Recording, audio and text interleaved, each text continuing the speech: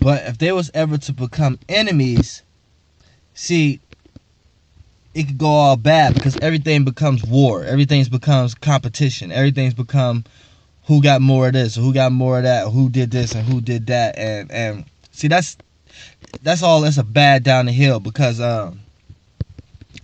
it could be like slight enemies, like enemies in the household, siblings. You got a sibling Aries, sibling Scorpio. They always trying to figure out who does something better or whatever like that.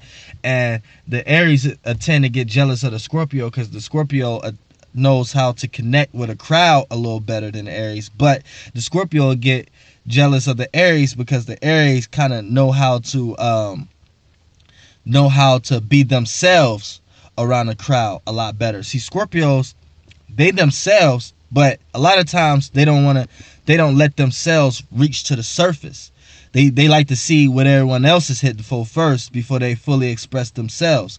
And then they may never fully express themselves. They may just be doing what the crowd may be doing in a manipulative way, like I'm just do what they do for I can get out of the fun out what I'm trying to do. Aries is more like it's all out on the table. This is what I do. So if y'all want to have fun, let's have fun. If y'all don't, y'all don't. But I'm very sincere. I'm not hanging with you from no alternative motive. You know what I'm saying? Where Scorpio may hang with someone for protection, Aries may be the protection. See, where Aries may be hanging with someone because they feel like they have a genuine partner they could go on adventures with and do things with. The Scorpio look at it like, well, I'm the connectivity to that. Let's do that and feel a certain way about this. Let's really harness our feelings around this.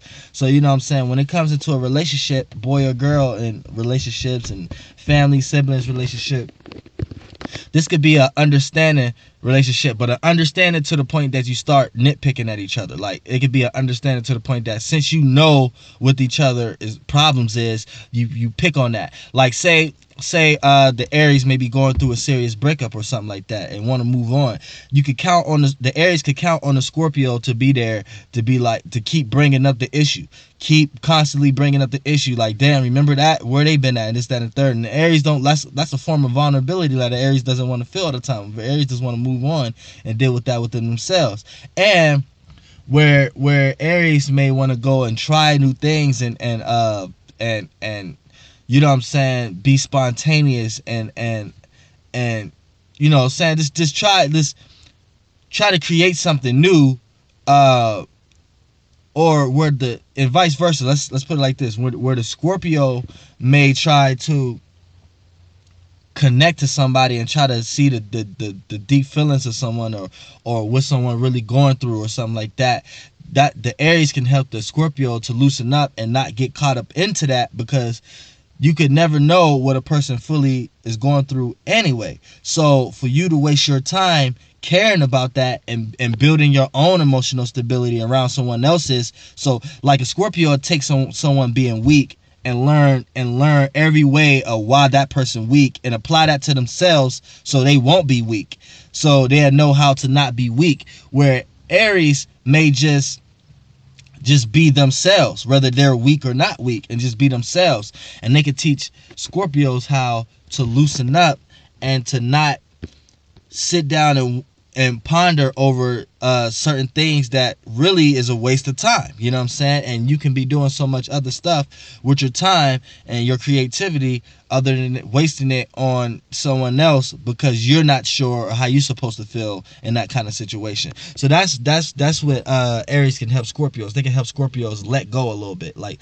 let go of the intense. That's where the intensity come from, because they're predicating their feelings around others to see how things work first, then they implement their own opinions. You know what I'm saying? And then when you catch a Scorpio that's implementing their own opinions readily before anyone else, that's because they may have an air moon or something like that. So this makes them a lot more freely with communicating how they feel about a certain thing. But the first initial thing a Scorpio is going to try to do is contain their feelings. And that's where Mars comes in. You know what I'm saying? So a Scorpio can be going through it, but they contain it if they know that they're in a situation where someone got the ability to make them feel vulnerable about their feelings. And Mars is the action, is the doer. So Mars will rather will rather want to deal with something like this itself and don't want to be challenged.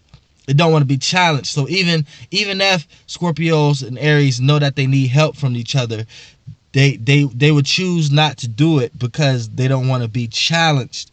Like if an Aries challenges a Scorpio, the first mannerism for a Scorpio to do is to get on the objective side. Same and vice versa. Aries will get on the defense real fast when they realize the Scorpio is actually trying to help them with something. They get on the defense. But once they get across the unique understanding that, look, we both can help each other, and I understand what you're going through and I understand what I'm going through, it'd be great. You know what I'm saying? Aries and Scorpio. Flight bus, bitch, you know. For sure. Hey.